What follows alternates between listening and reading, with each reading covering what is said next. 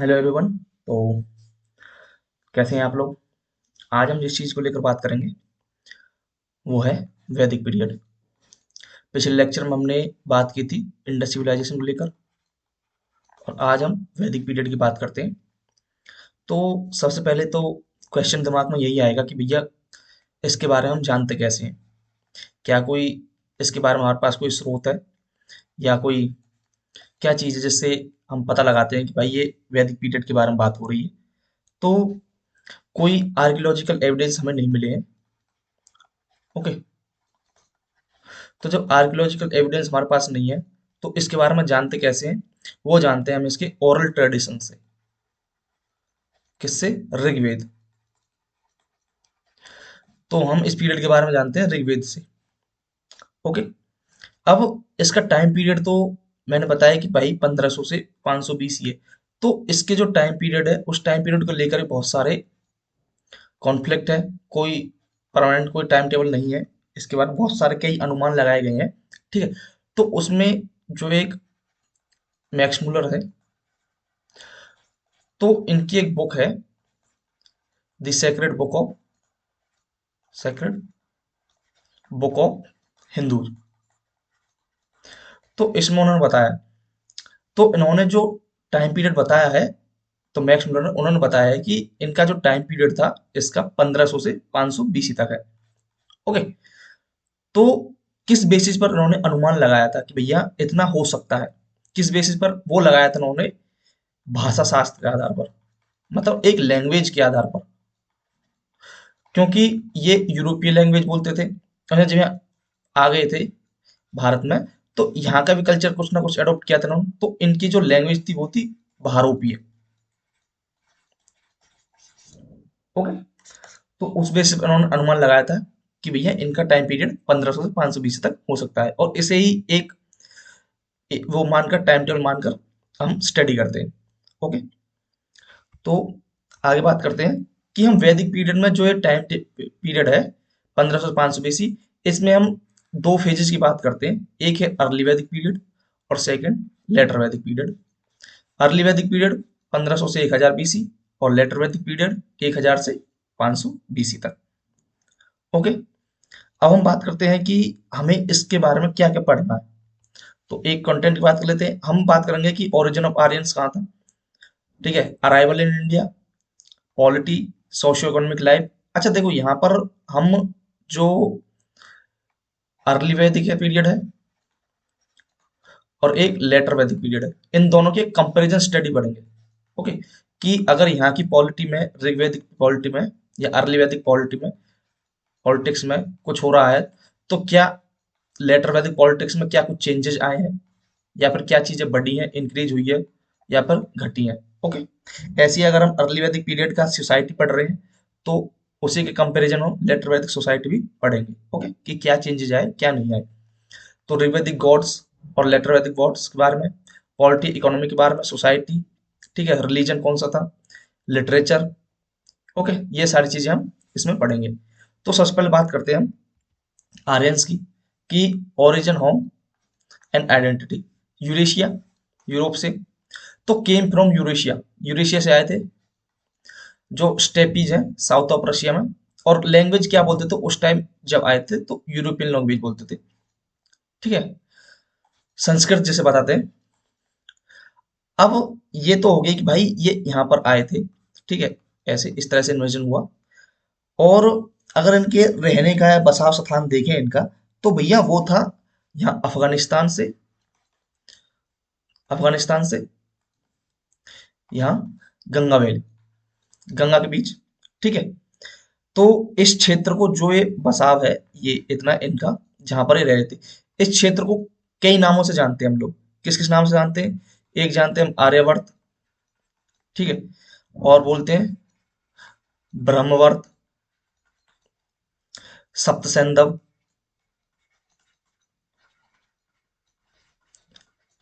Okay. तो इन सब नामों से हम इन्हें जानते भी हैं। अच्छा, अब ये सप्तसैंधव किस वजह से बोल रहे हैं इस क्षेत्र को? ठीक है। इस क्षेत्र को सप्तसैंधव क्यों बोल रहे हैं? क्योंकि यहाँ पर नदियां हैं, 7 नदियों के आधार पर 7 रिवर्स। अब यहाँ पर कौन कौन सी है, सिंधु है, झेलम, चिनाब, रावी, व्यास, सतलज, ओके, सरस्वती। तो ये नदियां तो यहाँ पर है ही। क्या उस टाइम इनके नाम कुछ अलग थे? तो बिल्कुल। सिंधु, झेलम का वितस्ता, चिनाब को अस्किनी, रावी को पुरुषनी, व्यास, विपाशा, सतलुज, सतुद्री, ओके। तो ये इनके अलग अलग नाम थे जो हम जो उस टाइम पर लिए जाते थे इनके, ओके। तो ये तो हो गया एक तरह से इनकी ओरिजिन कहाँ से आए, यूरोप से आए, यूरेशिया, ओके। बसाव, मतलब यहाँ पर ये बसे थे आकर अफगानिस्तान से गंगा वैली के बीच में। इस क्षेत्र को किस किस नाम से जानते थे, और सप्त सिंधु अगर हम कह रहे हैं तो क्यों कह रहे हैं, ओके। आर्यवर्त भी, आर्यों की जमीन, यहाँ पर आर्य बसे थे इस वजह से।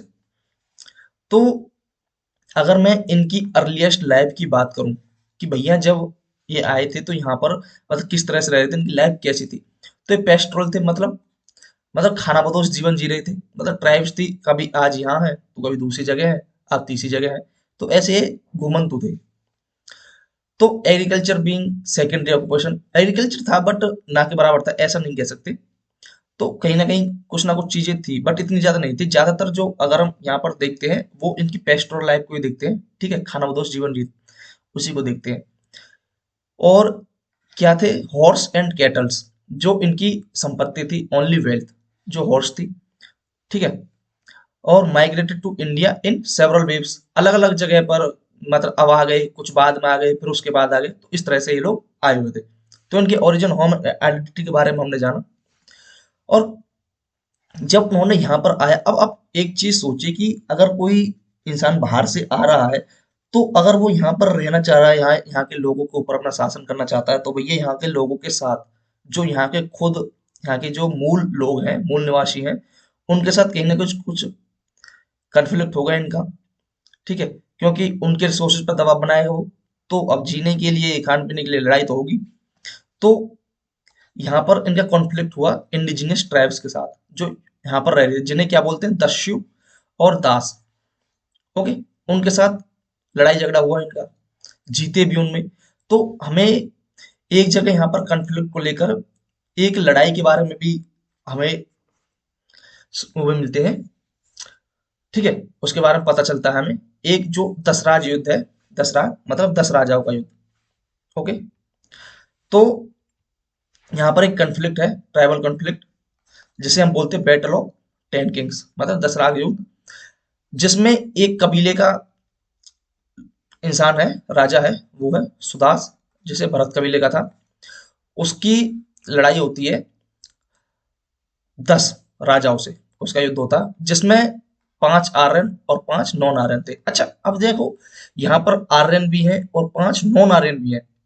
तो इसका मतलब क्या है कि आर्यों का, ठीक है, आर्यों का आपस में लड़ाई तो थी ही थी, ठीक है, और दूसरे ट्राइब्स के साथ भी लड़ाई थी, बट लड़ाई के साथ साथ सहयोग भी था भाई, ओके। तभी तो यहाँ पर 5 आर्य 5 नॉन आर्यन भी है, सहयोग है, तभी तो साथ साथ है, लड़ रहे हैं, ओके। तो सहयोग और संघर्ष दोनों चीजें थी आर्य और नार्य के बीच, ठीक है। तो राजा सुदास, अच्छा ये युद्ध क्यों हुआ, एक चीज ये भी है। तो युद्ध इस वजह से हुआ था कि भैया जो राजा सुदास था, तो उनके जो राज्य के अंदर जो उनके जो उन्हें सलाह वगैरह देते थे, ठीक है, जो गुरु, राजगुरु, लाइक, तो वो थे वशिष्ठ, ओके। तो पहले ये वशिष्ठ आए थे बाद में, पहले कौन थे, पहले थे विश्वामित्र, ठीक है। तो इन्होंने क्या किया कि विश्वामित्र को हटाकर वशिष्ठ को बना लिया राजगुरु। अब जब वशिष्ठ को राजगुरु बना लिया, तो भाई वशिष्ठ जी, विष्णु, जो विश्वामित्र जी हैं, वो नाराज हो गए। तो उन्होंने क्या किया कि उन्होंने अपनी एक सेना बनाई, 5 आर्य 5 नार्य 10 राजाओं का। तो उनके साथ युद्ध किया फिर सुदास के साथ। बट इस युद्ध में क्या हुआ कि सुदास जो है वो जीत गया, और ये 5 आर्य 5 नार्य जो मिलकर इनसे लड़ाई की थी वो हार गई, ओके। तो सुदास ने क्या किया, सुदास ने अश्वमेध यज्ञ भी करवाया था, ओके, उसकी भी जानकारी मिलती है कि इन्होंने अश्वमेध यज्ञ कराया था। तो यहाँ पर एक युद्ध हुआ ठीक है, बैटल ऑफ टेन किंग्स। अच्छा, ये किस रिवर के पास हुआ, एक क्वेश्चन ये भी है। तो ये रावी रिवर के पास हुआ, जिसे हम प्रोशनी बोलते हैं, प्रोशनी। ठीक है। अब हमें इस पीरियड में 5 ट्राइब्स के बारे में पता चलता है कि भैया इस वक्त 5 ट्राइब्स रह रही थी। अब 5 ट्राइब्स, ये देखो, आर्यंस डिवाइड्स इनटू 5 ट्राइब्स। तो 5 ट्राइब्स थी या 5 क्लेन, जिन्हें पंचजन बोलते थे। ओके। अब ये 5 ट्राइब कौन कौन सी थी? 5 ट्राइब्स में यदु, ठीक है, तुर्वसु और पुरु, उसके बाद अनु, देन धरियो। ओके, धुरियो। अब ये 5 ट्राइब्स थी, और छठी जो थी वो प्रोमिनेंट ट्राइब में, वो थी भरत, ये अलग ट्राइब थी। ओके। अच्छा, हमने जब महाजनपद हम लोग पढ़ते हैं तो उसमें एक नाम आता है कुरु, जो कुरुक्षेत्र वगैरह है, तो वो किस ट्राइब्स के मिलकर बना? तो भारत और पुरु जो ट्राइब है, इन दोनों के नाम से मिलकर ये कुरु बना है। ओके। क्योंकि जब ये जीत गए थे, तो पुरु ट्राइब और भरत ट्राइब आपस में साथ मिलकर अपना जब एक्सपेंशन कर रहे थे, तब उन्होंने कुरु की रचना की। ठीक है, तब यहाँ पर कुरु नाम पड़ा है। ओके। उसके बाद 10 किंग्स की बात देख ली हमने, रोशनी रिवर पर, रावी रिवर पर। तो यहाँ पर एक ट्राइबल कॉन्फ्लिक्ट देखा। उसके बाद अगर हम बात करें, तो भैया अगर हम ऋग्वेद की बात करें, हम ऋग्वेद के ऊपर बात करते हैं। यहाँ पर हमने ट्राइबल कॉन्फ्लिक्ट देखा। ट्राइबल कॉन्फ्लिक्ट के बाद हम बात करते हैं ऋग्वेदिक की। अच्छा, यहाँ पर कुछ वेद हैं, उपवेद हैं, उनके उपवेद की इंफॉर्मेशन है, ब्राह्मण ग्रंथ, उनके बारे में इंफॉर्मेशन, वेद के बारे में, और उनके नोवर जो उनके बारे में जानते थे। ठीक है। हमने देखा कि भैया वैदिक काल के बारे में हमें जानकारी जो मिलती है, वो मिलती है हमें किससे? ऋग्वेद से। तो क्या ऋग्वेद के बारे में हमें जानना पड़ेगा? बिल्कुल जानना पड़ेगा। तो अगर मैं ऋग्वेद की बात करूं, तो ऋग्वेद में 10 मंडल थे। ओके। 10,580 हिम्स, मंत्र जिन्हें हम बोलते हैं। ठीक है। और 1,028 सूक्त। ठीक है। अब देखो, 1,028 सूक्त थे, 10 मंडल हो गए, और 10,580 हिम्स हो गए, मंत्र हो गए। अब इन मंडल में से, जो ये 10 मंडल है, इनमें से 2 से 7 तक तो क्या थे? ओल्ड थे। और 1, 8 और 9 और 10 ये क्या थे? ये न्यू थे। अब इसमें भी जो ये 10वां मंडल है, 10th मंडल, इसमें हमें 2 चीजों के बारे में जानकारी मिलती है। एक तो है पुरुषोक्त, पुरुष सूक्त, और एक है नदी सूक्त। ओके। अब पुरुष सूक्त के बारे में हमें जानकारी मिलती है क्या? पुरुष सूक्त में हमें 4 वर्ण की जानकारी मिलती है। ठीक है, कि 4 वर्णों में लोग बटे हुए थे। और नदी सूक्त में हमें 21 नदियों के बारे में जानकारी मिलती है। ओके। अब जब हमने ये देख लिया कि भैया इन सब चीजों के बारे में जानकारी मिलती है, तो क्या हमें ये नहीं देखना पड़ेगा कि भैया, क्या हम एक बार ये नहीं देख सकते कि सबसे ज्यादा किस नदी के बारे में, किस रिवर के बारे में बताया गया है ऋग्वेद के अंदर? और अगर हम वेस्टर्न मोस्ट रिवर की बात करें, और जो ईस्ट की रिवर की बात करें, वो कौन कौन सी है? तो सबसे ज्यादा उल्लेख जो ऋग्वेद में है जिस रिवर का, वो कौन सी है? वो है सिंधु, मतलब इंडस रिवर। ओके। उसके बाद सरस्वती। ओके। और गंगा और यमुना रिवर जो है, उनका एक एक बार उल्लेख किया गया है। ठीक है। अगर मैं सबसे वेस्टर्न, पश्चिमोत्तर रिवर की बात करूं, तो वो है काबुल। और अगर मैं ईस्टर्न रिवर की बात करूं, तो वो है कौन सी? गंगा। ओके। तो ये हमने एक थोड़ी सी इंफॉर्मेशन देखी ऋग्वेद को लेकर, क्योंकि हमने इसके बारे में इसलिए जाना है क्योंकि ऋग्वेद ही मेन सोर्स है, जिससे हमें ऋग्वेद के बारे में, जिससे हमें वैदिक पीरियड के बारे में पता चलता है। ओके। तो ये हमने एक छोटा सा ऋग्वेद के बारे में जानकारी प्राप्त की। अब उसके बारे में बाकी के जो और इसके बारे में जो जानकारी मिलती है वो जानकारी मिलती है हमें अलग से 3 वेद और हैं, क्योंकि हमने 4 वेदों के बारे में बात करा। उसके बाद आरण्यक हो गए, ब्राह्मण ग्रंथ हो गए और उपनिषद हो गए। इन सबसे भी हमें जानकारी मिलती है। अच्छा, अगर एक चीज मैं बात करूं कि भैया वैदिक लिटरेचर वो क्या होता है, तो वैदिक लिटरेचर के बारे में अगर मैं बात करूं तो वैदिक लिटरेचर में वैदिक लिटरेचर वैदिक लिटरेचर में 4 चीजें होती हैं। कौन कौन सी? पहला है संहिता, ठीक है। सेकंड, ब्राह्मण ग्रंथ, ओके। थर्ड, आरण्यक, और फोर्थ, उपनिषद, ठीक है। अच्छा, आप लोगों ने ये तो देख लिया कि भैया ये वैदिक लिटरेचर है, बट क्या ये चीज जानना जरूरी नहीं है कि इन चीजों में क्या हमें इंफॉर्मेशन मिलती है, ठीक है। कि संहिता से हमें क्या मिलता है, ब्राह्मण ग्रंथ से क्या मिलता है, आरण्यक से क्या मिलता है, उपनिषद से क्या मिलता है। तो संहिता के अंदर अगर हम देखें तो संहिता के अंदर क्या है, इसके अंदर हिम्स है, मंत्र के बारे में जानकारी मिलती है, मंत्र, ओके। अगर मैं ब्राह्मण ग्रंथ की बात करूं तो ब्राह्मण ग्रंथ में हमें एक्सप्लेनेशन मिलती है किस चीज के बारे में, ठीक है। और आरण्यक, आरण्यक क्या है, ये कंक्लूजन है। कोई अगर हम चीज बात कर रहे हैं तो उसका निष्कर्ष क्या होगा, वो कंक्लूजन हमें आरण्यक से मिलता है, ओके। आपने ये भी पढ़ा होगा कि आरण्यक जो रचना है उसकी जंगल में बैठकर रचना की गई थी, ओके। उपनिषद, उपनिषद का मतलब भी आपको पता होगा कि गुरु के निकट बैठकर ज्ञान की प्राप्ति करना, ठीक है। गुरु के निकट बैठकर ज्ञान प्राप्ति, ओके। और उपनिषद से हमें क्या जानकारी मिलती है, तो उपनिषद से सॉल्यूशन मिलता है किसी चीज का हमें, कि उसका सॉल्यूशन या वे फॉरवर्ड क्या हो सकता है, वो भी फिलोसफिकल वे में, ओके। मतलब फिलोसफी। तो ये कुछ चीजें हो गई वैदिक लिटरेचर को लेकर, ओके। अब हम बात करते हैं कि जो वेद हैं वो कितने टाइप्स के हैं और उनके उपवेद क्या क्या है, उनसे हमें क्या इंफॉर्मेशन मिलती है, ठीक है। और इनके जो ज्ञाता हैं, मतलब नोअर जो हैं, मतलब इनको जानने वाले, जिन्होंने इनको पढ़ा है, जो इनके मतलब जो जानते हैं सारा कुछ इनके बारे में, उनको क्या बोलते हैं, ठीक है। तो उनके बारे में जानते हैं। तो यहाँ पर ये मैं इरेज कर रहा हूँ, आई होप कि आपने नोट्स वगैरह बना लिए होंगे, ठीक है। तो पहले हम वेद के बारे में बात करेंगे। तो वेद के बारे में हमने जाना कि भैया 4 वेद होते हैं, ओके। और 4 वेद कौन कौन से? ऋग्वेद, सामवेद, यजुर्वेद और अर्थवेद, ओके।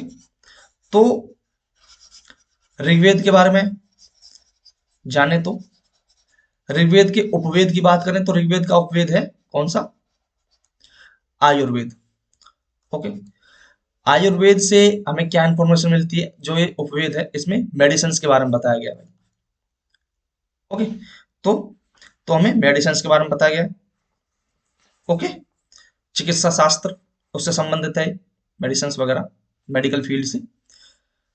और अगर मैं इनके वेद, ऋग्वेद के ब्राह्मण ग्रंथ की बात करूं तो वो है ऐत्रेय और कौशिक की। और ऋग्वेद में इंफॉर्मेशन किस चीज की है? देखो, ये जो इंफॉर्मेशन है कि मेडिसिन, चिकित्सा शास्त्र के बारे में, ये इसके उपवेद की इंफॉर्मेशन है, ओके। ये इसके उपवेद की है इंफॉर्मेशन, ये आयुर्वेद की। और यहाँ जो इंफॉर्मेशन मैं दे रहा हूं ये ऋग्वेद की है, कि ऋग्वेद के अंदर मंत्र, श्लोक वगैरह जो हिम्स हैं उनके बारे में बताया गया है। और जो ऋग्वेद के बारे में पूरी तरह से जानता है, नोअर जो बंदा है, वो उसे क्या बोलते हैं? होता बोलते हैं, ओके। उसके बाद नेक्स्ट सामवेद, उसका उपवेद गंधर्ववेद। और उपवेद में क्या बताया गया है? आर्ट और संगीत के बारे में, ठीक है, कला और साहित्य के बारे में, संगीत, संगीत के बारे में। इसके ब्राह्मण ग्रंथ की बात करें तो पंचविश, जैमिनी, इंफॉर्मेशन। जो सामवेद के अंदर क्या बताया गया, सामवेद के अंदर श्लोक है, सिंगिंग, जिन्हें गायतात्मक बना गया है, मतलब सारे गामा पा वगैरह ये जो है गाने के, तो वो सामवेद से। इसके नोअर को क्या बोलते हैं? उद्गाता, ओके। और उसके बाद थर्ड है यजुर्वेद। यजुर्वेद के उपवेद की बात करें तो धनुर्वेद। अब आप खुद ही देख लो कि धनुर धनुष वगैरह से, किस चीज के लिए, वार वगैरह, जो युद्ध कला से संबंधित है। इसके जो ब्राह्मण ग्रंथ की बात करें तो शतपथ और तैत्तिरीय, ठीक है, शतपथ ब्राह्मण। और इंफॉर्मेशन, यज्ञ के बारे में जानकारी मिलती है, और इसके नोवर को अथर्ववेद बोलते हैं। उसके बाद बात करते हैं अर्थवेद की। अर्थवेद, कफवेद, शिल्पवेद, और जिसमें अब देखो शिल्पवेद, शिल्प मतलब शिल्पकार, तो हाउस बिल्डिंग वगैरह, भवन निर्माण से संबंधित है। ब्राह्मण ग्रंथ गोपथ, इंफॉर्मेशन, अर्थवेद में मैजिक वगैरह, जो है जादू टोना, ये सब चीजों के बारे में जानकारी मिलती है। और नूअर कौन है इनके, ब्रह्मा। ओके, अब देखो, अब ये चीजें तो हो गई कि क्या क्या जानते हैं क्या नहीं जानते। अब ऋग्वेद को छोड़ दें, अर्थवेद, अगर हम उत्तर वैदिक पीरियड की बात करें तो उत्तर वैदिक पीरियड में एक चीज आती है, क्या, कि भैया वेद त्रयी क्या बोलते हैं, कि ऋग्वेद को छोड़कर बाकी की जो तीन ये वेद हैं, इन तीनों को मिलाकर एक वर्ड बनता है वेद त्रयी, ठीक है। तो वेद त्रयी, ये क्या, तीन वेद हैं, नहीं इसमें सॉरी, तो वेद त्रयी बोलते हैं ऋग्वेद, सामवेद और यजुर्वेद को मिलाकर वेद त्रयी बनता है। ओके, अर्थवेद नहीं आएगा उसमें, सॉरी उस चीज के लिए। तो वेद त्रयी होते, अर्थवेद को क्यों नहीं लिया गया वेद त्रयी के अंदर, क्योंकि भैया अर्थवेद में क्या है कि अर्थवेद में गैर वैदिक जीवन की बातें हैं उसमें, लाइक कि इसमें टोटमवाद आ गया है, ठीक है।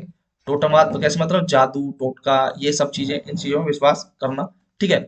इस वजह से इसे वेद त्रयी में काउंट नहीं किया गया है। ओके, और इसकी रचनाएं बहुत बाद में जाके हुई है। ओके, तो ये हमने एक जानकारी ली वेदों के बारे में, वैदिक लिटरेचर के बारे में, कौन कौन से वेद हैं, उनके उपवेद क्या है, उनमें क्या क्या इन्फॉर्मेशन दी गई, उनके नोवर क्या है।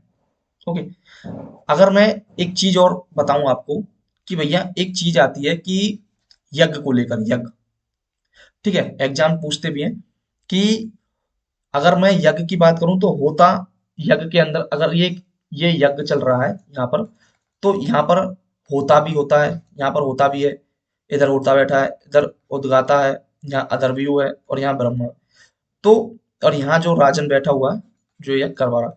तो यज्ञ के अंदर इन चारों का महत्व क्या होता है, ठीक है, कि क्या क्या कराते हैं। अब देखो, अब होता जो होता है वो क्या करवाता है, वो मंत्र वगैरह जब स्टार्ट करते हैं ना हिम्स, तो उनको क्या कराता है, ये स्टार्ट कराता है मंत्र को, स्टार्ट हिम्स, एक यज्ञ के अंदर। तो मंत्र स्टार्ट करा दिए।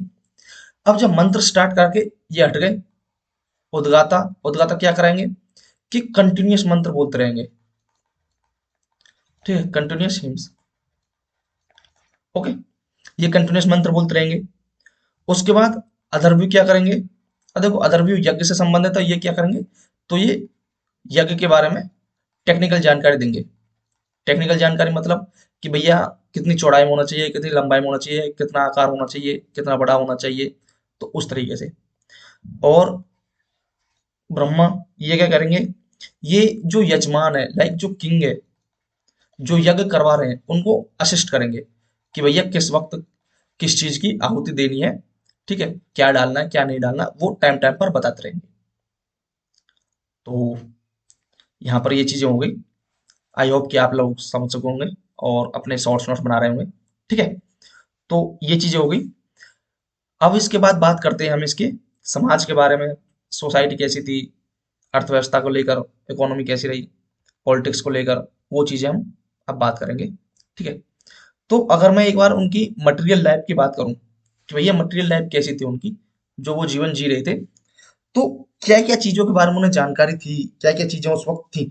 तो इंट्रोड्यूस किया था उन्होंने स्पोक्ड व्हील्स। स्पोक्ड व्हील्स का मतलब क्या होता है, कि आपने रथ के पहिए वगैरह देखे होंगे, इस तरीके से पहिए, तो उसमें कुछ इस तरह से क्रॉस वगैरह या चैन भी होते हैं, तो इसे बोलते हैं स्पोक्ड व्हील, ठीक है। तो इन्हें रथ निर्माण के बारे में जानकारी थी, रथ वगैरह के बारे में।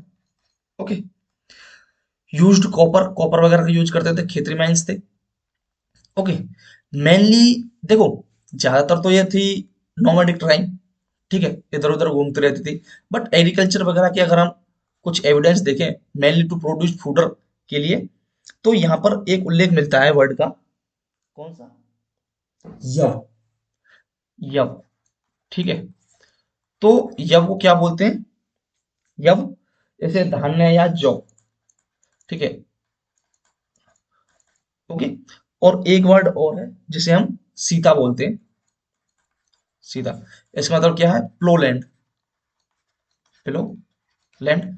तो एग्रीकल्चर के बारे में थी यहाँ पर नॉलेज थी, बेटर नॉलेज थी, बट इतना ज्यादा वहां था नहीं, ठीक है, क्योंकि नोमैडिक ट्राइब्स थे, इधर उधर घूमते रहते थे, मतलब कबीले टाइप के लोग थे, ओके। यहाँ पर जन का उल्लेख मिलता है, जन, जन बोल तो कबीले, ओके।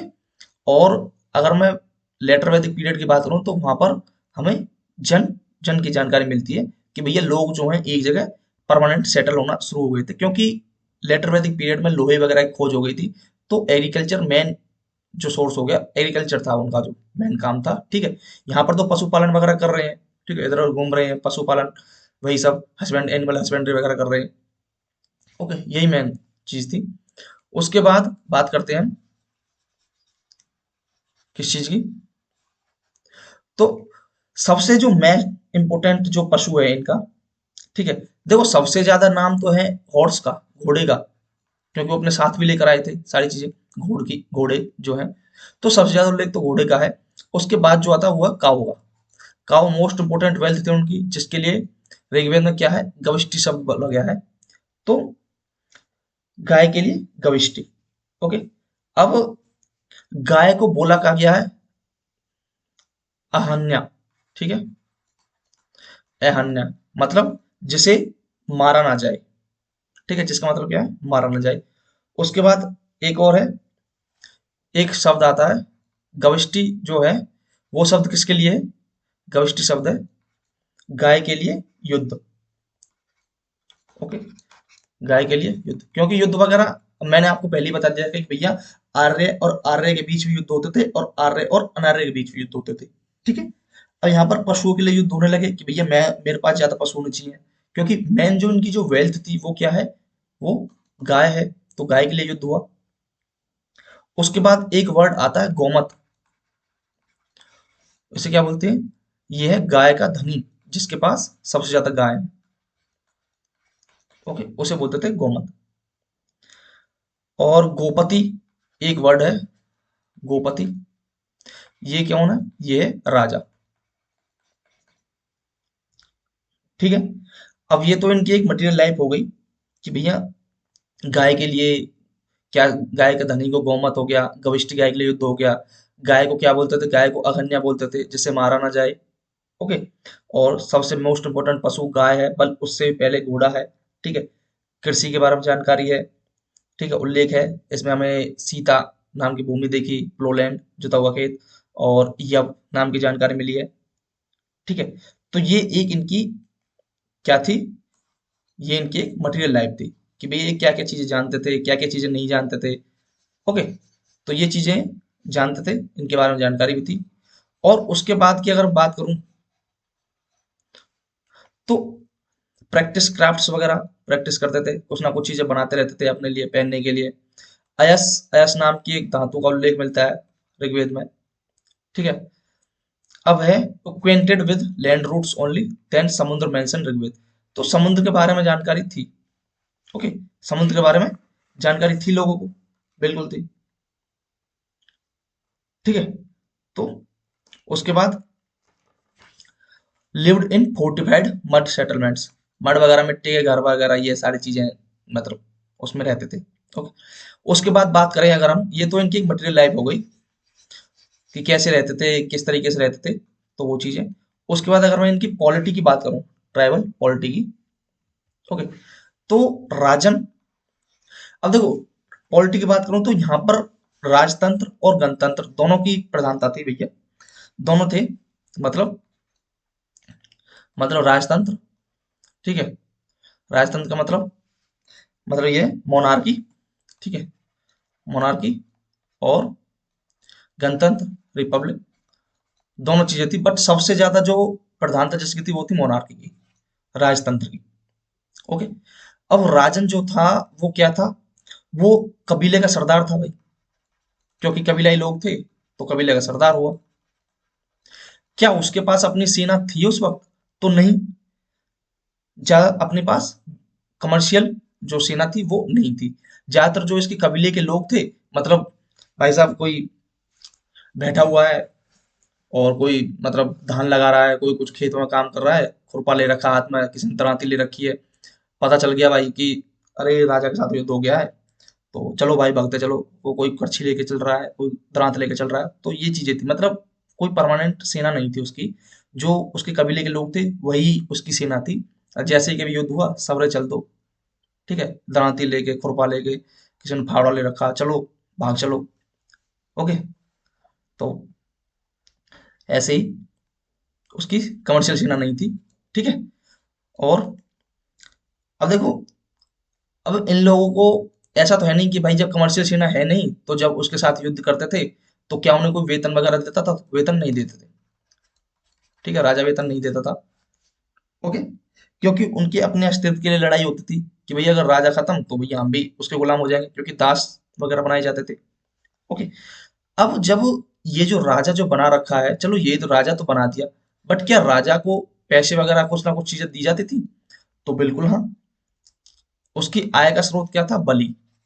अब ये बलि जो थी, मतलब ये जो लोग थे जिसकी वो रक्षा करता था, मतलब कबीले का सरदार है, तो सरदार बनाया क्यों था? ताकि वो उन लोगों की, जो उस कबीले के लोग हैं उनकी रक्षा कर सके, ठीक है, दूसरे कबीले के लोगों से, ताकि वो दास ना बने, ताकि उनके ऊपर वो, उन्हें अपने कब्जे में ना ले लें, ठीक है, उनकी गाय भैंस, जो उनकी जो गाय है उसे ना ले जाए वो छीन के। ओके। तो बलि मतलब ये वॉलेंट्री थी, ऐसा नहीं था कि ये देना ही देना है, कंपलसरी नहीं था, वॉलेंट्री थी, लोग अपनी इच्छा से देते थे, ठीक है। अब लोग जब अपनी इच्छा से देते थे भैया, तो अब ऐसा था नहीं कि राजा खुद मांगेगा।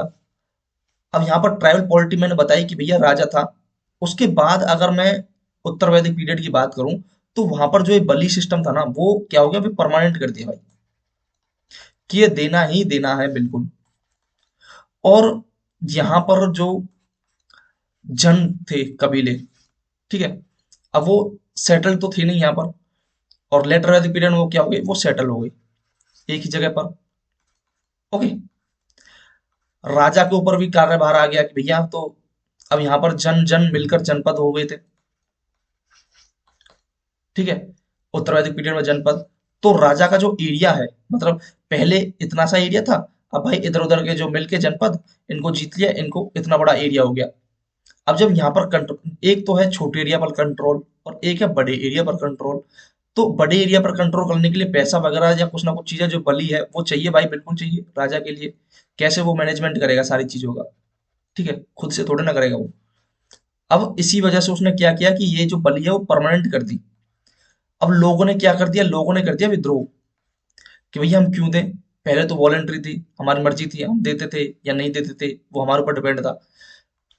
तो राजा ने क्या किया कि भैया, अब राजा ने, अब जो ब्राह्मण थे उनसे सांठ-गांठ कर ली। ब्राह्मणों ने क्या किया कि ब्राह्मणों ने कहा कि हम तुम्हें तरीका बताते हैं, ठीक है, तुम हमारे तरीकों को फॉलो करो। उन्होंने क्या किया कि उन्होंने कहा कि एक यज्ञ करते हैं, बैठो। अब जो उत्तर वैदिक पीरियड में जो यज्ञ थे ना, वो सालों साल चलते थे। राजा बैठा है इधर और ब्राह्मण इधर, ठीक है। तो जब राजा और ब्राह्मण जब यज्ञ करते थे, तो भैया लोग उन्हें देखते थे कि भैया काफी टाइम से यज्ञ चल रहा है, बहुत सारी चीजें दी जा रही, आहुति दी जा रही है भाई साहब, ठीक है। तो लोग क्या सोचते, ये ज्यादातर क्या था कि लोगों के माइंड सेट को चेंज करने के लिए था कि राजा जो है वो एक तरह से दैवीय शक्ति बन चुका है, उसे ऊपर वाले ने शक्तियां भेज दी हैं, और ये बताते थे लोगों को कि हम आपकी रक्षा के लिए हैं, आप हमें ये बलि दो। ओके, हमें ये चीजें दो। तो लोग धीरे धीरे इनकी तरफ विश्वास करने लगे और उन्हें देने लगे, स्टार्ट कर दी। अब इससे पहले जब ऋग्वैदिक पीरियड में हमें वर्ण का उल्लेख मिलता है, 4 वर्ण, जिसमें टॉप पर कौन थे उस वक्त? टॉप पर अगर देखा जाए तो जो अब के जिस हिसाब से हम जानते हैं कि टॉप पर ब्राह्मण, फिर क्षत्रिय, ठीक है, फिर क्षत्रिय थे, उसके बाद वैश्य, फिर शूद्र। ओके। बट रियलिटी ये है कि भैया, जब ऋग्वैदिक पीरियड में ब्राह्मण टॉप पर नहीं थे, ऋग्वैदिक पीरियड में क्षत्रिय टॉप पर थे, फिर उसके बाद ब्राह्मण थे। और उत्तर वैदिक पीरियड में क्या हुआ कि उत्तर वैदिक पीरियड में जब जो यज्ञ करा रहे हैं वो कौन है? ब्राह्मण। और जो करवा रहा है वो है क्षत्रिय। तो लोगों का भरोसा जो है क्षत्रिय से थोड़ा सा डाइवर्ट होके ब्राह्मण की तरफ ज्यादा गया। तो टॉप पर आए ब्राह्मण, उसके बाद क्षत्रिय।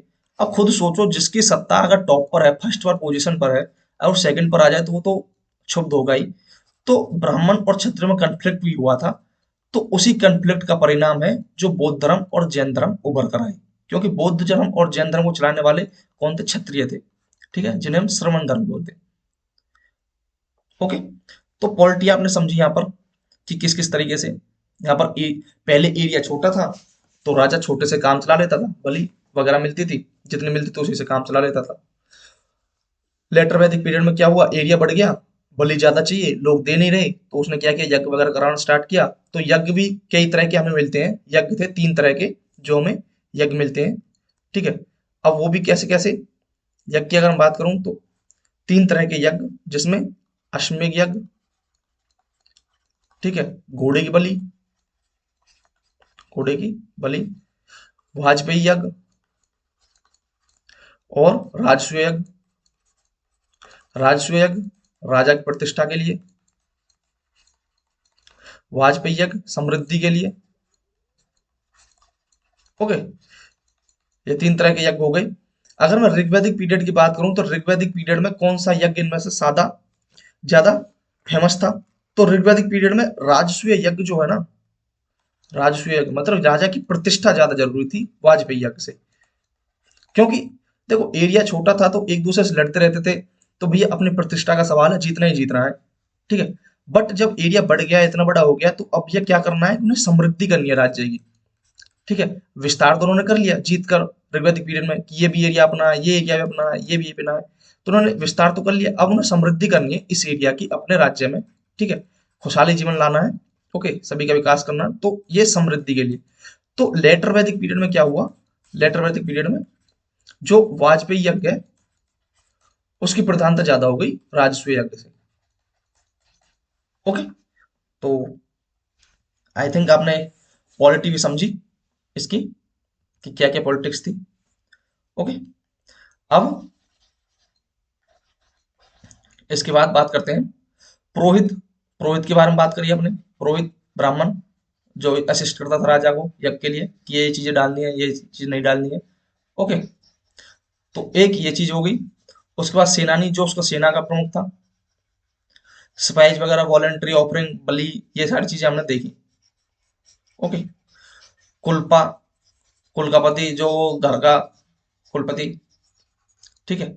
ग्रामनी, ग्राम, ग्राम प्रमुख जो होता है वो ग्रामी। कुल, जो वहां कुल थे। क्योंकि कुल का उल्लेख हमें कहाँ मिलता है?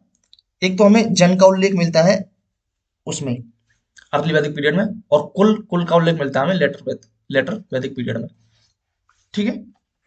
तो लेटर वैदिक पीरियड में कुल का उल्लेख मिलता है। और कुल का हेड जो था वो था कुलपा या कुलपति। ये कुलपा ही है। ओके। तो एक कुल का हेड था। ग्राम नहीं, ग्राम का हेड। ठीक है। अब देखो, ये चीज जो है वज्रपति। तो लेटर वैदिक पीरियड में 2 चीजें हमें देखने को मिलती हैं। एक तो था वज्रपति और एक था भागदूत। ठीक है। भागदूत जो था वो था जो भूराजस्व जो मिलता था उन्हें, ठीक है, उसकी वसूली करने वाला। ठीक है। लैंड रेवेन्यू जो था उसकी वसूली करता था। और जो वज्रपति है वो क्या था? वज्रपति, वज्रपति था चरागाह का प्रधान। ठीक है।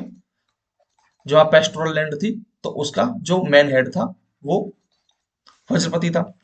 ओके। तो ये चीजें हो गई। उसके बाद हमने ट्राइब्स वगैरह के बारे में बात कर ली कि 5 ट्राइब्स थी। ग्रामनी कौन है? कुलपा, वज्रपति, वॉलेंट्री ऑफरिंग, सिनानी, पुरोहित। उस समय, अब मैं कुछ बात करूं तो 2 चीजें थी कि भैया उस वक्त टाइम पीरियड में तो हमें 3 चीजों के बारे में जानकारी मिलती है। एक है सभा समिति और विदत गण। तो ये क्या था? देखो, मैं आपको एक डायग्राम दिखाता हूँ, एक डायग्राम बनाता हूँ, उससे आप आराम से समझ सकते हैं। एक तो हो गया ये, और एक है ये। अच्छा, अगर मैं बात करूं कि ये जो बड़ा वाला एरिया है, इसे मैं क्या बोल दूं? इसे बोल दूं मैं समिति। और ये जो छोटा वाला एरिया है इसे बोल दूं सभा, और यहाँ आ गया विधत। ठीक है। तो अब देखो समिति जो है वो बड़ी संस्था थी जिसमें सभी लोग पार्टिसिपेट करते थे। ठीक है, समिति में और लोग पार्टिसिपेट करते थे, महिलाएं वगैरह सारी, मतलब लोग, वृद्ध जन, बूढ़े बड़े सब पार्टिसिपेट करते थे। तो ये बड़ी समिति, बड़ी हो गई। सभा की बात करें तो सभा में कम लोग पार्टिसिपेट करते थे, मेन मेन लोग होते थे। ओके, तो इस वजह से ये छोटी है। विदत, विदत जो है स्पेशल पर्पज के लिए होती थी, स्पेशल पर्पज के लिए।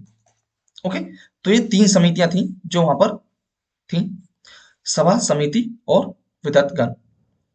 ओके, स्पेशल पर्पज के लिए बन गई। और महिलाएं वगैरह इनमें पार्टिसिपेट कर सकती थी, बिल्कुल पार्टिसिपेट कर सकती थी। ओके, तो हमने पॉलिटी के बारे में एक जानकारी प्राप्त की। उसके बाद अगर मैं बात करूं इसकी, एक कंपैरेटिव स्टडी, एक किसके, एक इकोनॉमी को लेकर अगर हम बात करें हम, हालांकि हमने इकोनॉमी के बारे में हम जानकारी ली कि भैया पहले एग्रीकल्चर को, पहले ये प्रिमिटिव सोसाइटी थी, मतलब खानाबदोश जीवन जीते थे, नोमैडिक थी। एग्रीकल्चर था पर इतना ज्यादा नहीं था, बट इसमें प्राइमरी ऑक्यूपेशन एग्रीकल्चर आ गया लेटर पीरियड में। अब देखो यहाँ पर domestication of animals was primary occupation. Okay, मतलब यहाँ पर जो प्राइमरी ऑक्यूपेशन मतलब एनिमल हस्बेंड्री वगैरह जो पशुपालन करते थे वो प्राइमरी था। इकोनॉमी जो मेन जो इनकी अर्थव्यवस्था का स्रोत था वो था पशुपालन, ये तो प्राइमरी था। सेकेंडरी क्या था, agriculture. Okay, but later Vedic period में जो एग्रीकल्चर था, क्योंकि लोहे की खोज हो गई, हमें साक्ष्य मिले लोहे के अतरंजी खेड़ा से। ठीक है, और आर्यों का अनार्यों के साथ जो व्यापार होता था उसे लेटर वैदिक पीरियड में क्या बोलते थे, उसे बोलते थे पनी। ओके, आर्यों का अनार्यों के साथ व्यापार जो होता था अनार्यों के बीच, उसे पनी बोलते थे। अब एग्रीकल्चर क्या था लेटर वैदिक पीरियड में, वो था प्राइमरी ऑक्यूपेशन, और जो डोमेस्टिकेशन ऑफ एनिमल्स था वो सेकेंडरी ऑक्यूपेशन हो गया। एक तो ये डिफरेंस हो गया उनकी इकोनॉमी में। और अर्ली वैदिक पीरियड में cattle was important sources of wealth, बिल्कुल। जो कैटल मतलब गाय, बछड़े गाय वगैरह थी, वो मेन सोर्स था वेल्थ का। बट जो पशु वगैरह थे वही मेन सोर्स थे। तो हमने देखा भी था कि गाय के लिए युद्ध भी होते थे। ओके, गाय के धनी को गोमत बोलते थे। ठीक है, बट लेटर वैदिक पीरियड में क्या हुआ कि लैंड, क्योंकि अब बात कहाँ पर है, बात अब पशुओं को पालने तक नहीं रह गई है।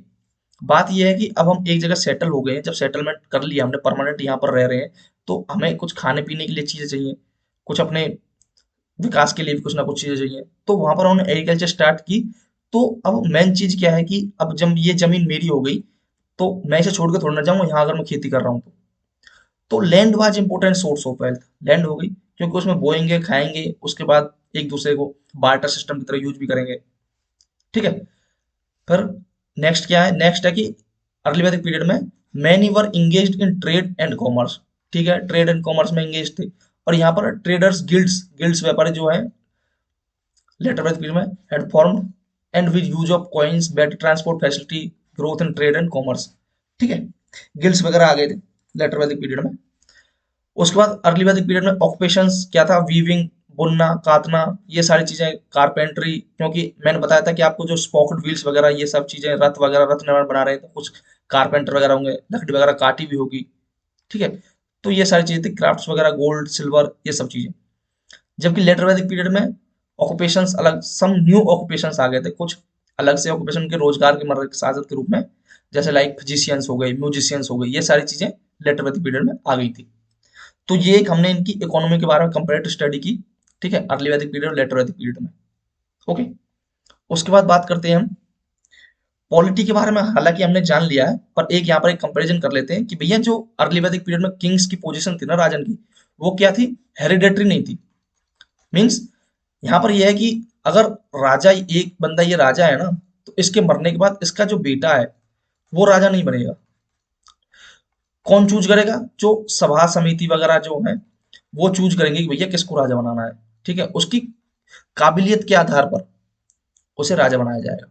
ठीक है, उसके बाद लेटर वैदिक पीरियड में क्या था कि किंग्स की जो पोजीशन थी वो हेरिडिटरी हो गई थी, मतलब राजा का बेटा राजा बनेगा। ओके, और लेटर वैदिक पीरियड में क्या क्या कॉन्फ्लिक्ट हुए वो मैंने आपको बता दिया कि यज्ञ वगैरह कराया, मना कर दिया था। तो ये सब चीजें हुई। नेक्स्ट क्या है कि अर्ली वैदिक पीरियड में किंग्स रिसीव्ड बूटी from war and voluntary gifts, gifts वगैरह मिलते थे उसे जो कि वॉलेंट्री थे, पर यहाँ पर रेगुलर कर दिया भाई, मतलब परमानेंट कर दिया। ओके, सब हैंड समिति हैड ग्रेट इंपोर्टेंस अर्ली वैदिक पीरियड में, बट लेटर वैदिक पीरियड में इनका इंपोर्टेंस खत्म हो गया। उसके बाद अर्ली वैदिक पीरियड में रूडिमेंट्री एडमिनिस्ट्रेशन सिस्टम डेवलप, मतलब जो रूढ़ियां थी, प्रथाएं थी, परंपराएं थी, उसके थ्रू जो वहां का जो एडमिनिस्ट्रेशन था, प्रशासन था, वो चलाया जाता था, वो डेवलप हुआ।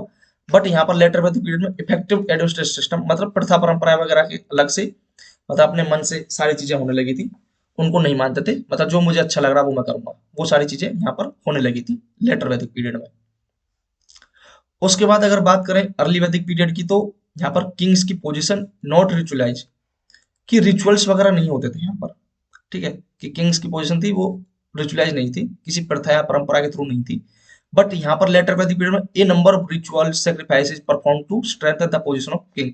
मैंने आपको पहले ही बताया कि भैया यहाँ पर यज्ञ वगैरह स्टार्ट हो गए थे, ब्राह्मण वगैरह यज्ञ करा रहे हैं राजा की पोजीशन को, उसे बता रहे हैं कि ये देव, ये शक्ति मिल गई है इसे, ये आपका राजा है, ऊपर वाले ने इसे आपके लिए ही भेजा है। तो ये सारी चीजें रिचुअल्स वगैरह, नंबर, ये सारी चीजें लेटर वैदिक पीरियड में होने लगी थी, जबकि अर्ली वैदिक पीरियड में ये सारी चीजें नहीं थी। ओके, तो एक पॉलिटी के बारे में हमने और सारी चीजें जानी। उसके बाद हम बात करते हैं यहाँ पर ट्राइब्स, फैमिली की और सोशल डिफरेंसेस की, मतलब सोसाइटी की, ठीक है। तो किंगशिप्स वगैरह basis of social structure, prime loyalty to tribe,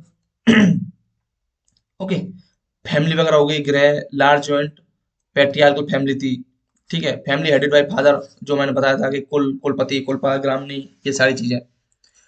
और यहाँ पर अगर हम बात करूं तो यहाँ पर प्रे की जाती थी ऊपर वाले से कि भैया हमें लड़का पैदा हो, ठीक है, तो सन के लिए प्रे की जाती थी, नॉट डिजायर फॉर गर्ल्स, ठीक है, गर्ल्स के लिए कोई प्रेयर नहीं की जाती थी। अच्छा, इस चीज को लेकर एक स्टेटमेंट और है कि भैया जो ऐत्रेय ब्राह्मण है ना, ऐत्रेय ब्राह्मण किसका, वो ब्राह्मण ग्रंथ है, ठीक है, ऐत्रेय कौशत की, ओके, ऋग्वेद का। तो उसके अनुसार एक चीज ये हो रहा है कि भैया उसमें बताया गया है कि पुत्री जो है, जो गर्ल्स जो है, लड़की, ये सभी दुखों का स्रोत है, मतलब जितने भी दुख है वो लड़की की वजह से हो रहे हैं। और जबकि जो लड़का है वो रक्षक है परिवार का, वो रक्षा करेगा, सबको बचाएगा, ठीक है, ये सारी चीजें थी। और एक चीज है कि वुमेन के बारे में अगर हम डिस्कस करें तो वुमेन के बारे में क्या चीजें हैं ऋग्वैदिक पीरियड में। देखो, ऋग्वैदिक पीरियड में वुमेन अटेंड असेंबलीज, जो सभा समिति विधाता है, इनमें पार्टिसिपेट कर सकती थी। Offer Bali with husband, husband के साथ जाकर बलि वगैरह देने जा सकती थी राजन को, ठीक है। और पॉलीएंड्री, मतलब एक ही लड़की से शादी करेंगे, वही है अपना जीवन, ठीक है, मतलब इसी के साथ ही। प्रैक्टिस ऑफ लेवरेट्स, विडो रिमैरिज, मतलब जो विधवा विवाह वगैरह होता, विधवा पुनर्विवाह की उसका सिस्टम भी था, विधवा पुनर्विवाह, कोई चाइल्ड मैरिज नहीं थी, ठीक है। और जो लड़कियां हैं अपनी मर्जी से शादी भी कर सकती थी, ओके। तो मतलब लड़कियों को, मतलब वुमेन्स को छूट थी। अब यहाँ पर कुछ एग्जांपल्स भी हैं, जैसे अपाला, ठीक है, घोषा, विश्वरा, ठीक है, और विश्वरा और सिकता, ओके। ये तो हो गए उनके ट्राइब्स ऑफ फैमिली के बारे में। सोशल डिफरेंसेस के बारे में बात करें तो वन सिस्टम की मैंने बताया कि 10वें मंडल में वन सिस्टम के बारे में है, जिसमें टॉप पर ब्राह्मण, क्षत्रिय, वैश्य और शूद्र, इन चीजों के बारे में। और उनका जो एक चीज है कि भैया मैं आपको दिखाता हूँ कि यहाँ पर जो वन सिस्टम है, देखो, ब्राह्मण, क्षत्रिय, वैश्य और शूद्र, ये क्या कर, और इनका काम क्या था कि ब्राह्मण जो है प्रीस्ट और अकेडमिक्स, मतलब शिक्षा देने का काम था इनका, और प्रीस्ट वगैरह यज्ञ वगैरह कराने का काम। क्षत्रिय का वॉरियर, किंग या राजन थे। वैश्य क्या थे, ये थे ज्यादातर जो ट्रेडर्स वगैरह थे, जो व्यापार करते थे, व्यापारी, लैंड ओनर्स, ठीक है, मर्चेंट्स, ये थे। और शूद्र, शूद्र क्या है, कॉमनर्स थे, पीजेंट, दास वगैरह थे, सर्वेंट्स, नौकर वगैरह, जो दूसरों की, जो अपर ये 3 वर्ण है इनकी सेवा करते थे, ठीक है। ये वन सिस्टम था उस टाइम पर। दास वर्ण, आर्यन वर्ण, ठीक है, turn based on colour, colour के बेस पर वन सिस्टम, जैसे दास वर्ण है, आर्यन वर्ण है। तो division based on distribution of war booty, tribal chief priest acquired large share, बिल्कुल। तो जो राजन तो जो था, मतलब लड़ाई वगैरह होती थी, तो जब सारे लोग पार्टिसिपेट करते थे भैया लड़ाई में, ठीक है, जैसे मैंने आपको बताया कि कोई खुरपा लेके भाग दिया, कोई कुल्हाड़ी लेके भाग दिया, कोई जिसके हाथ में जो पड़ा वो सब लेके चल दो, युद्ध हो गया भाई राजा से। तो शेयर जो मिलता था, राजन को सबसे ज्यादा शेयर मिलता था। ठीक है, ओके, जैसे जीत जाते थे, क्योंकि मेन चीज क्या थी, मेन चोरी किसकी करते थे वो, लड़ाई करने के बाद किसको जीतते थे, गाय को। तो सबसे ज्यादा शेयर उसका किसको मिलता था, राजन को मिलता था। ओके, तो थ्री ग्रुप्स ऑफ सोसाइटी हमने देख लिया, वेरियर्स थे, लड़ाई करने वाले प्रीस्ट थे, और नो कॉमन पीपल थे। शूद्र तो सबसे एंड में है ही, ठीक है, 10वें मंडल में ऋग्वेद में मेंशन भी है शूद्रों के बारे में। तो अब देखो, एक चीज ये है कि भैया ऋग्वेद और लेटर वैदिक पीरियड में, उसमें क्या है कि यहाँ पर जो ऋग्वेद में जो वर्ण सिस्टम था, वो डिपेंड था किस पर, आपके कर्म पर, आपका कर्म कैसा है। मान चलो एक फैमिली में 4 लोग हैं, ठीक है, एक बंदा डॉक्टर है, एक बंदा टीचर है, और एक, अगर एक बंदा डॉक्टर है, एक बंदा टीचर है, ठीक है, और एक बंदा क्या है, एक बंदा लड़ाई झगड़ा करता है, ठीक है, लड़ाई करता है वो। तो इन तीनों लोगों का वर्ण क्या है, अलग है, कर्म के बेस पर है। इसने किसका काम किया, इसने डॉक्टर का मतलब सेवा करने का काम किया। ओके, तो ये अगर सेवा कर रहा है, तो ये लोगों की सेवा कर रहा है, तो ये कौन है, ये शूद्र हुआ। और ये टीचर है, लोगों को ज्ञान देने का काम कर रहा है, तो ये कौन हुआ, ये ब्राह्मण हुआ। ये लड़ाई करता हुआ घूम रहा है, ये कौन है, ये राजन हुआ, क्षत्रिय हुआ। ओके, अगर चौथा लड़का जो है उसने अपनी दुकान खोल रखी है, तो वो कौन हुआ, वो वैश्य हुआ। तो ऋग्वैदिक पीरियड में जो वर्ण सिस्टम था वो कर्म पर बेस्ड था। आपका कर्म कैसा, वैसे ही आप बन जाओगे, उसी वर्ण में आप चले जाओगे। But later letter Vedic period में क्या हुआ कि जो आपका कर्म है ना, वो जन्म के बेस पर सिद्ध हो गया। आपका जो वर्ण है वो, सॉरी, आपका जो वर्ण है वो बर्थ बेस हो गया।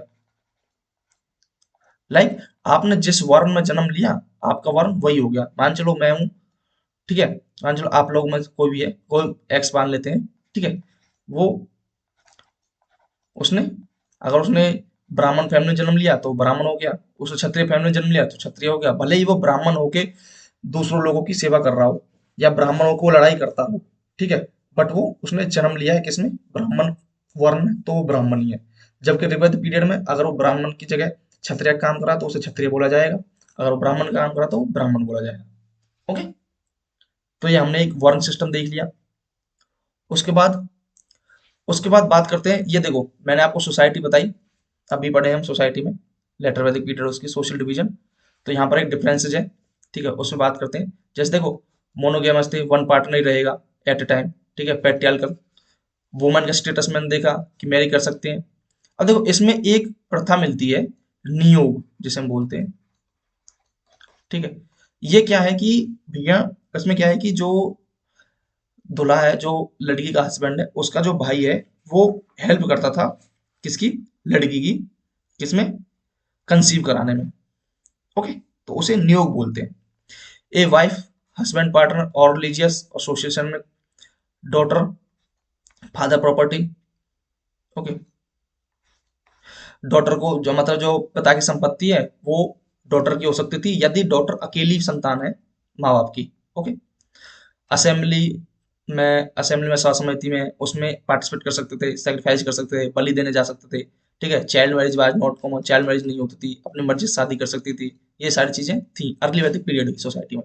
But later Vedic period society में उसमें क्या था, देखो धुंधला धुंधला दिख रहा होगा आपको थोड़ा थोड़ा, पर मैं आपको बोल कर बता रहा हूँ कि family became more and more patriarchal, ज्यादा हो गई थी। People desire the birth of son, son के बारे में बोलने लगे थे। जैसे मैंने आपको बताया कि ऐत्रेय जो ब्राह्मण ग्रंथ है ऋग्वेद का, ठीक है, उसके बारे में बताया गया कि लड़कियां जो दुख हैं, और लड़के जो हैं रक्षक हैं समाज के। Okay, head of family enjoyed the right of descendant son, ठीक है। मेल एंसेस्टर वर्शिप, मेल की ज्यादा पूजा की जाती थी, जैसे मेल देवता थे, महिला देवता की जो पूजा, महिला देवी की पूजा कम होती थी, और उसे प्रेफरेंस दिया जाता था मेल को, मेल डाइटीज जो है, ठीक है। वुमेन की पोजीशन देखा जाए तो वो बिल्कुल ही घट गई, ठीक है, इन्फीरियर टू मैन, उन्हें पुरुषों से नीचा समझा गया, हीन समझा गया। वुमेन रीमैरिज नहीं कर सकती थी, विधवा पुनर्विवाह खत्म हो गया, अपनी मर्जी से शादी नहीं कर सकती थी, ठीक है। चाइल्ड मैरिज वगैरह इंक्रीज हो गई, एजुकेशन नहीं दी जाती थी, पहले तो उन्हें पढ़ने के लिए भी बोला जाता था, ठीक है, ऋग्वैदिक पीरियड में। तो लेटर वैदिक पीरियड में ये सारी चीजें कम हो गई, मतलब एक तरह से कुल मिला के वुमन की जो कंडीशन है वो डाउन हो गई भाई, डिक्लाइन हो गई। ओके, यहाँ पर एक कंपैरिजन स्टडी हो गई। उसके बाद हम बात करते हैं वन सिस्टम, मैंने बताया। अच्छा, उस टाइम पर कुछ विवाह संस्कार जो होते थे, ठीक है, 8 तरह की मैरिज होती थी, शादियां जो होती थी, जिनमें से 4 तो एक्सेप्टेबल थी और 4 नॉन एक्सेप्टेबल थी। ओके, तो जो एक्सेप्टेबल थी उनमें कौन कौन सी मैरिज थी? 8 तरह की, ठीक है। उनके बारे में बात करें तो ब्रह्म विवाह, जिसमें बेटी का विवाह एक प्रीस्ट वगैरह से करा दी जाती थी, नहीं, बेटी का विवाह करा दिया जाता था, उसमें जो एक्सेप्टेबल थी। देव विवाह, देव विवाह में लड़की की शादी जो है एक प्रीस्ट से होती थी। ओके। हर्ष विवाह, इसमें क्या होता है कि दुल्हा जो है ससुर को एक जोड़ी क्या देगा? पशु देगा, दुल्हा देगा, ठीक है, ना कि ससुर दुल्हा को देगा। और प्रजापत्य में क्या होगा? प्रजापत्य में ससुर दुल्हा को एक जोड़ी पशु देगा। ओके। और ये असुर विवाह, गंधर्व विवाह, राक्षस विवाह, पैशाच विवाह, ये नॉन एक्सेप्टेबल थे, ठीक है, इन्हें बुरा समझा जाता था, और ये एक्सेप्टेबल थे। ओके, जिसमें खुद जो पिता है लड़की का, वो अपनी बेटी की शादी करता था खुद से अच्छा दूल्हा ढूंढकर, ठीक है। तो ये चीजें थी, मैरिज वगैरह के बारे में हमने बात की। उसके बाद बात करते हैं हम ऋग्वैदिक गॉड्स के बारे में, कि ऋग्वेद में कौन कौन से देवता थे। तो ऋग्वैदिक गॉड्स के बारे में बात करूं तो मैंने आपको, अच्छा, आपको पिछली क्लास याद होगी, हड़प्पा, हड़प्पा सभ्यता, तो उसमें मैंने बताया था कि वो लोग नेचुरल फोर्सेस की पूजा करते थे, बट उन्हें देवता नहीं मानते थे। और मैंने आपको ये बताया था कि नेचुरल फोर्सेस को देवता मानकर, गॉड मानकर उनकी पूजा ऋग्वैदिक पीरियड में होती थी। तो यह क्या होता था कि पूजा वगैरह जो होती थी वो देवता को, जो नेचुरल फोर्सेज है उन्हें देवता मानकर, कि मान के चलो जल है, हमारी प्यास बुझा रहा है, तो इसे बता दिया जल देवता। अग्नि है, हमें धूप वगैरह दे रही है, एनर्जी दे रही है, विटामिन डी दे रही है, तो ये हमें सूर्य देवता हो गए। वायु है, हम सांस ले रहे हैं, वायु देवता हो गए। तो इस तरह से उन्हें देव का नाम दे दिया। ओके, तो ये चीजें ऋग्वेद में हुई थी। और give human and animal attributes to them, अब उन्हें खुश करने के लिए यज्ञ वगैरह जो किया जाता था भैया, ठीक है, तो उसमें बलि वगैरह भी दी जाती थी। ओके, प्रोमिनेंट गॉड्स की अगर बात करूं तो उस वक्त इंद्र, अग्नि, वरुण, सोम, ठीक है, इंद्र देवता हो गए। इंद्र को क्या बोलते हैं? इंद्र को पुरमिंदर, पुरविंदर या पुरंदर, इसका मतलब क्या है? दुर्ग को तोड़ने वाला। किस पर आते हैं? ऐरावत हाथी पर। ओके, ऐरावत हाथी पर आते हैं। ओके, ठीक है। अग्नि आग के देवता, वरुण वायु के देवता, सोम, सोम क्या है? सोम किसके देवता है? गुस्से वाले। ओके, तो ये चीजें हो गई। उसके बाद, उसके बाद फीमेल डिविनिटीज अदिति, उषा, अदिति और उषा, ठीक है, बट ये प्रोमिनेंट नहीं थी। मैंने आपको पहले बताया कि मेल जो डायटीज है उनको ज्यादा प्रीफरेंस देते थे, ठीक है। तो उषा, उषा है प्रातःकाल की देवी, मतलब सवेरे सवेरे। ओके, और अदिति क्या है? अदिति है देवताओं की, जो देव जितने भी हैं उनकी माता। बट इनको प्रीफरेंस वगैरह इतना ज्यादा नहीं दिया जाता, प्रोमिनेंट नहीं थे। Okay, male gods was far more important than female, male god ज्यादा इंपोर्टेंट थे। मोड ऑफ वर्शिप, अच्छा देखो, अब ये वर्शिप पूजा वगैरह तो कर रहे हैं, तो वर्शिप का मोड क्या है, कैसे कैसे करते थे? तो recitation of prayers and offering sacrifices, मतलब प्रेयर्स वगैरह करते थे। ऐसा नहीं था कि ऋग्वेद में, कि भैया ऋग्वेदिक पीरियड में सिर्फ पूजा वगैरह करते थे। ऐसा नहीं है कि बैठे हुए हैं, जजमान बैठा, वे ब्राह्मण वगैरह बैठा लिए हैं या कराने के लिए, तो अब इस बार पशु बलि दे दो, इस बार ये चीज डाल दो, इस बार ये कर दो, तो ऐसी चीजें नहीं थी। तो अपना हाथ जोड़ के अपना आराम से प्रेयर वगैरह कर लिया। तो पशु बलि वगैरह ये सारी चीजें लेटर वैदिक पीरियड में, उत्तर वैदिक पीरियड में हुई थी, ठीक है। ऑफरिंग सेक्रीफाइसेस, सेक्रीफाइसेस करने के लिए कि भैया चाहे मेरी कुछ ले लो, मुझसे कर लो, बट मेरी प्रजा वगैरह सुख रहनी चाहिए, ठीक है। तो इस तरह की चीजें ऋग्वेद पीरियड में होती थी। Originally every tribe has a special God, जो अलग अलग ट्राइब्स जितने भी, उनका एक अलग गॉड होता था, अलग भगवान होता था। Did not pray for spiritual upliftment, मतलब ऐसा नहीं है कि अगर वो पूजा कर रहे हैं या प्रेयर कर रहे हैं, तो वो ऐसा नहीं मांग रहे थे कि भैया मुझे सारी चीजें मुझे दे दो, या मेरे लिए ही होनी चाहिए ये सारी चीजें, तो ऐसी चीजें नहीं कर रहे थे वो लोग, ठीक है। तो ऐसी चीजें नहीं कर रहे थे, तो फिर कैसी चीजें कर रहे थे? तो वो आस्क्ड मेनली फॉर प्रजा, प्रजा के लिए मांग रहे थे सारी चीजें, प्रजा के लिए, पशु के लिए फूड, वेल्थ, या फिर हेल्थ, ये सारी चीजें उनके लिए कर रहे थे, ठीक है। तो ये हो गया। उसके बाद मैंने ऋग्वैदिक गॉड्स के बारे में बात की। अब बात करते हैं लेटर वैदिक गॉड्स। लेटर वैदिक गॉड्स के बारे में बात करें तो यहाँ पर जो इंद्र वगैरह हैं, इनकी क्या है, इनका जो सिस्टम था, जो वो मतलब पहले सबसे पहले पूजे जाते थे, अब उनकी जो जो उनकी सिस्टम है वो कम हो गया हमारा। ठीक है, उनका जो तेज था, उनका जो उनको जो मानते थे, ठीक है, उन लोगों को सबसे ज्यादा, तो वो कम हो गई थी। ओके, उनकी जो प्रधानता थी वो कम हो गई थी। अब किसकी प्रधानता आ गई है? अब आ गई प्रजापति की। कर्मकांड वाले देवता थे, क्योंकि कर्मकांड ज्यादा होने शुरू हो गए थे। रुद्र, विष्णु, ये आ गए थे। ओके, या फिर पुषाना, ये कौन थे? गॉड ऑफ शुद्राज, शूद्रों के देवता थे। ठीक है, और यहाँ पर इंटेलेक्चुअल प्रोसेस, रिचुअल्स और side by side rituals, ceremonial religion, ये सारी चीजें होने लगी थी। यज्ञ वगैरह देखो, यज्ञ, लघु यज्ञ या महायज्ञ, जैसे राजसूय, वाजपेयी, अश्वमेध। ठीक है, तो ये सारी चीजें थी। तो राजसूय यज्ञ जो यहाँ पर मैंने बताया था कि यहाँ जो होता था राजसूय यज्ञ, इसकी जो लेटर वैदिक पीरियड में पूर्ण आहुति जो होती थी वो इंद्र सुनासीर, इंद्र के आह्वान से होती थी, इंद्र देवता के आह्वान से। जैसे क्या बोलते हैं? इंद्र सुनासीर बोलते हैं। ओके, जिसका मतलब क्या है? हलधारी इंद्र, हलधारी इंद्र बोलते हैं। ओके, तो ये एक चीज मैंने, सारी चीजें आपकी हो गई हैं। ठीक है, हमने ऋग्वैदिक रिलीजन के बारे में देखा, लेटर वैदिक रिलीजन के बारे में देखा। ओके, उनके गॉड्स के बारे में देखे, कौन कौन से गॉड्स हैं। हमने टोटल चीजें अगर देखा जाए तो इसके बारे में जो भी हमने कंटेंट में बताया था कि भैया क्या क्या चीजें हमें पढ़नी है, तो वो सारी चीजें हम देख चुके हैं। ठीक है, और एक बार मैं आपको बता दूं क्या क्या चीजें। हमारा ओरिजिन हो गया, कहाँ से आए, ठीक है, यूरेशिया से आए, एशिया। ठीक है, आर्यंस अराइवल कहाँ आए, किस एरिया में बसे, लेटर वैदिक पीरियड में और उत्तर वैदिक पीरियड में कैसे कैसे उनका एरिया वगैरह इंक्रीज हुआ, डिक्रीज हुआ। ओके, उसके बाद ऋग्वैदिक पॉलिटी, लेटर वैदिक पॉलिटी के बारे में बात की, उनकी सोसाइटी, इकोनॉमिक लाइफ, गॉड्स के वगैरह में पॉलिटी, वैदिक सोसाइटी, लेटर वैदिक पीरियड के बारे में, रिलीजन वगैरह, वैदिक लिटरेचर के बारे में बात की हमने।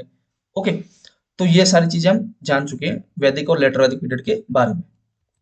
ओके, अब लास्ट में जब मैंने इतना कुछ बता दिया आप लोगों को, तो हमने एक देखो, वैदिक पीरियड और लेटर वैदिक पीरियड, इन दोनों के बारे में तो हमने कंबाइंड स्टडी और जो कंपैरिजन है वो हमने देख लिया। बट एक कंपैरिजन अगर ये भी तो कर सकते हैं कि हम भैया इंडस सिविलाइजेशन और वैदिक कल्चर में क्या डिफरेंस था। ठीक है, तो उनका डिफरेंस था कि जो इंडस सिविलाइजेशन है उसके बारे में हमें जो सोर्सेज मिलते हैं, मतलब आर्कियोलॉजिकल सोर्सेज हमें उसके बारे में मिल जाते हैं। ठीक है, बट वैदिक कल्चर के बारे में आर्कियोलॉजिकल सोर्सेज नहीं है, उनके लिटरेसी सोर्स हैं, जिसे हम वेद बोलते हैं, जिसे हम पढ़ते हैं। ये ओरिजिनल इन्हेरिटेंस थे इंडिया के, मतलब इंडिया में ही रह रही थी, एक ये इंडस सिविलाइजेशन इंडिया में पनपी। बट वैदिक कल्चर में जो आर्य वगैरह थे वो कहाँ से आए? सेंट्रल एशिया से आए थे। अर्बन नेचर थी, टाउन प्लानिंग वगैरह थी, तो और ये ग्रामीण सभ्यता थी। ठीक है, एब्सेंस ऑफ टाउन, टाउन वगैरह नहीं थे यहाँ पर ऋग्वैदिक पीरियड में। इकोनॉमी की बात करें तो इंटरनल और एक्सटर्नल ट्रेड होता था, क्राफ्ट्स, इंडस्ट्री, ये सारी चीजें इंडस सिविलाइजेशन में थी। और यहाँ पर वैदिक पीरियड में इकोनॉमी की बात करें तो एग्रीकल्चर, कैटल रियरिंग, मतलब पशुपालन और खेती वगैरह, ये सारी चीजें थी। ओके, तो ये एक इसके बीच में डिफरेंस भी हो गया। ओके, अब एक चीज है कि भैया लेटर वैदिक पीरियड में एक यज्ञ होता था, वो मैं आपको बता दूं। होता था कि व्राप, एक चीज की जानकारी मिलती है कि व्राप्य स्त्रोत यज्ञ, ये क्या होता है? लेटर वैदिक पीरियड में होता था। ये एक तरह का, इसकी जानकारी हमें अर्थवेद से मिलती है। ठीक है, क्या होता था इसमें? ये यज्ञ किया जाता था, जो अनार्य लोग जो होते थे, अनार्य को आर्य बनाने के लिए, आर्य बनाने के लिए होता था। ओके, तो ये चीजें थी, तो ये एक यज्ञ था। बाकी मैंने आपको बताया था कि यहाँ पर लोहे वगैरह के साक्ष्य वगैरह मिल गए थे अतरंजी खेड़ा से। आर्यों का नारों के साथ में व्यापार होता था, उसे पानी बोलते थे। ठीक है, अब इसकी जो इकोनॉमिक लाइफ है, जो अर्थवेद में, जो सॉरी, जिसमें लेटर वैदिक पीरियड में, उसमें कुछ चीजें और मिली हैं हमें। वो क्या क्या है? वो है एक तो राइस, राइस को क्या बोलते थे? व्रीही। ठीक है, वीट, वीट को क्या बोलते थे? गोडुमा। और एक चीज और है जिसे हम उड़ान बोलते हैं। उड़ान, उड़ान क्या होता था? उड़ान होता था एक तरह से जो, क्या बोलते हैं, दलिया, मतलब जिसमें दूध मिला के, मतलब दलिया, वीट, वीट और जो ग्रेन है, ग्रेन प्लस मिल्क का मिक्सचर, ग्रेन प्लस मिल्क का मिक्सर, एक तरह से दलिया टाइप, तो उसे बोलते थे उड़ान। ओके, तो ये सारी चीजें हमने देख ली, क्या है क्या नहीं है। ओके, तो यहाँ पर हमारा जो वैदिक पीरियड है वो फिनिश होता है, और आगे मिलते हैं अपने नेक्स्ट क्लास में। तो आज के लिए इतना ही। वीडियो अच्छी लगे तो लाइक शेयर सब्सक्राइब जरूर करें बस। और जो भी आपके जानकारी में कोई प्रिपरेशन कर रहे हैं लोग, जो तैयारी कर रहे हैं और जो चाहते हैं कि 2024 में अच्छे से प्री में मार्क्स आएँ और उसकी तैयारी अच्छे से हो जाए, तो उनके पास ज़रूर शेयर करें और चैनल से जुड़े रहें, और मिलते रहेंगे, आगे भी और वीडियो आती रहेंगी। बस आप अच्छे से पढ़ें और लाइक शेयर सब्सक्राइब जरूर करें। आज के लिए इतना ही। धन्यवाद। मिलते हैं नेक्स्ट वीडियो में।